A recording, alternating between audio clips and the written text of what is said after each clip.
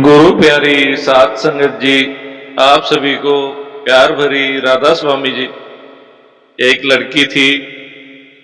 जब वह छोटी थी तो उसकी मम्मी गुजर गई थी। उसके पापा ने ही उसको पाल पोस कर बड़ा किया था। अब उसके पापा भी बीमार रहने लगे थे। वह बाबा जी को मानते थे और सत्संग घर में सेवा भी किया करते थे, लेकिन बीमार होने के कारण वह अब सत्संग घर नहीं जा पाते थे। वह अपनी बेटी को हर रविवार को सत्संग घर लेकर चलने को कहते थे। लड़की जानती थी कि वह ठीक से बिस्तर से भी खड़े नहीं हो सकते, तो सत्संग घर में उनको कैसे लेकर जाऊंगी। वह अपने पापा को कहती थी कि मैं आपको टीवी पर बाबा जी का सत्संग लगा कर देती हूं, आप वह सुन लो। वह टीवी पर या मोबाइल पर ही सत्संग सुनते थे। सत्संग घर में उनका एक दोस्त था, रामलाल, जो उनके साथ ट्रैफिक की सेवा करता था। वह उसको बहुत याद करते थे। एक दिन लड़की सत्संग घर गई और रामलाल अंकल जी को बोली, अंकल जी, आपको मेरे पापा बहुत याद करते हैं। वह तो अब यहाँ नहीं आ सकते, कृपया करके आप ही उनको घर पर आकर मिल जाएं। रामलाल जी उस लड़की से बोले, बेटी मैं जरूर आऊंगा। एक दो दिन के बाद जब रामलाल जी उस सेवादार के घर मिलने आए तो देखा कि वह बीमार और लाचार बिस्तर पर दो तकियों पर सर रखकर लेटा हुआ है। एक खाली कुर्सी उसके पलंग के पास पड़ी हुई है। रामलाल जी बोले, भाई शायद आप मेरे आने का इंतजार कर रहे थे। वह रामलाल जी को देखकर बहुत खुश हुए और अपने दोस्त रामलाल से बोले, भाई दरवाजा बंद कर दे। उनके दोस्त को थोड़ी हैरानी हुई कि आप दरवाजा बंद क्यों करवा रहे हैं। वह सेवादार बोला कि इस खाली कुर्सी का राज मैंने आज तक किसी को नहीं बताया, अपनी बेटी को भी नहीं। दरअसल पूरी जिंदगी मैं यह नहीं जान सका कि मालिक को याद कैसे किया जाता है, उससे बात कैसे करूं। मैं सत्संग घर जाता जरूर था, पर मुझको समझ कुछ भी नहीं आता था।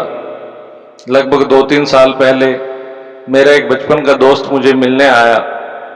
उसने मुझे बताया कि हर प्रार्थना भगवान से सीधा भी हो सकती है। उसी ने मुझे सलाह दी कि एक खाली कुर्सी अपने सामने रखो और यह समझो कि तुम्हारे सतगुरु, तुम्हारे मालिक तुम्हारे सामने कुर्सी पर बैठे हैं। फिर मालिक से वैसे ही बातें करना शुरू करो जैसे कि तुम अभी मुझसे कर रहे हो। वह हमारी हर फरियाद सुनते हैं।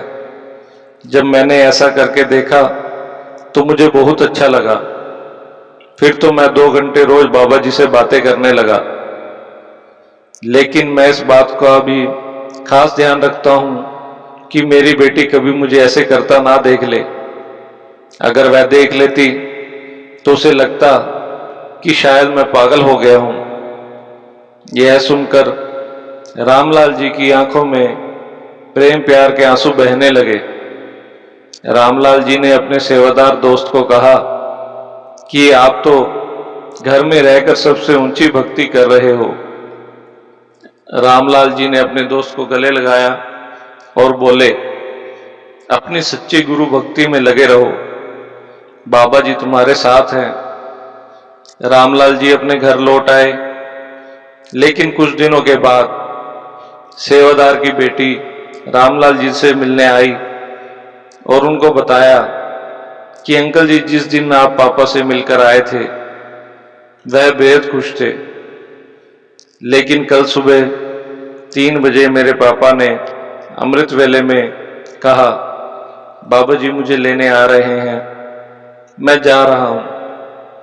बेटी ने बताया कि मैं कल जब अपने घर से अपने काम पर जा रही थी तो उन्होंने मुझे बुलाया। मेरा हाथ प्यार से चूमा।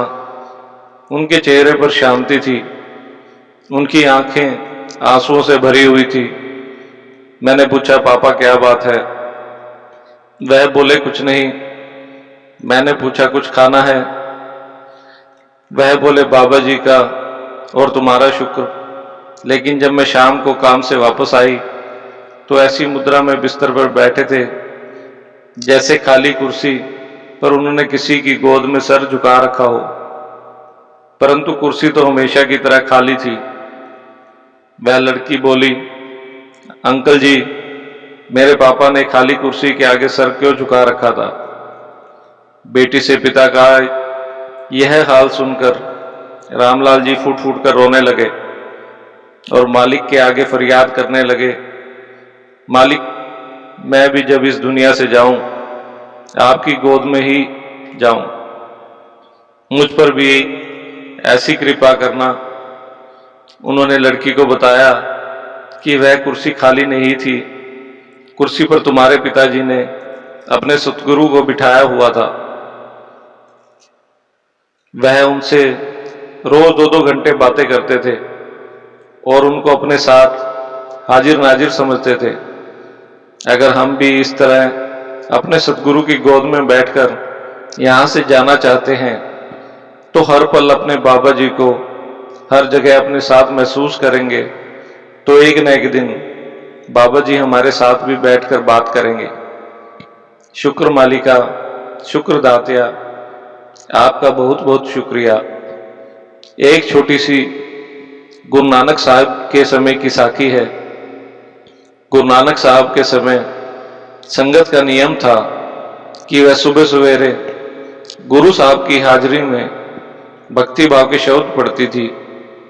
गुरु साहब ने देखा कि जब संगत शब्द पढ़ रही होती है, एक छोटा सा लड़का रोज आकर चुपचाप उनके पीछे खड़ा हो जाता है। एक दिन गुरु साहब ने लड़की और उसको मुस्कुरा कर देखा और कहा, बेटा, तू रोज सवेरे यहां क्यों आ जाता है? तेरा यह सोने का समय होता है, तुझे वाणी के पाठ में से क्या मिलता है? तेरा ध्यान साथियों से मिलकर खेलने की ओर होना चाहिए, पर तू यहां आ जाता है। गुरु साहब की बातें सुनकर लड़के ने बड़े आदर के साथ जवाब दिया, एक बार मेरी मां ने मुझे चूल्हे में लकड़ियां जलाने के लिए कहा। मैंने देखा कि सबसे पहले बारीक बारीक और छोटी छोटी लकड़ियों को आग लगती है तथा मोटी और बड़ी लकड़ियों को बड़ी मुश्किल से आग लगती है। उस वक्त से मैं डरने लगा हूं कि बड़ी उम्र वालों से पहले मुझे मौत की आग न लग जाए। इसलिए मैं सदा आपकी संगत में रहना चाहता हूं। गुरु साहब उसकी समझदारी देखकर बहुत खुश हुए और बोले, भाई, तू उम्र में बच्चा है पर अकल से बुढ़ा है। उस दिन से उस बच्चे का नाम भाई बुढ़ा पड़ गया। वह छठी पातशाही गुरु हरगोबिंद जी के समय तक जीवित रहे।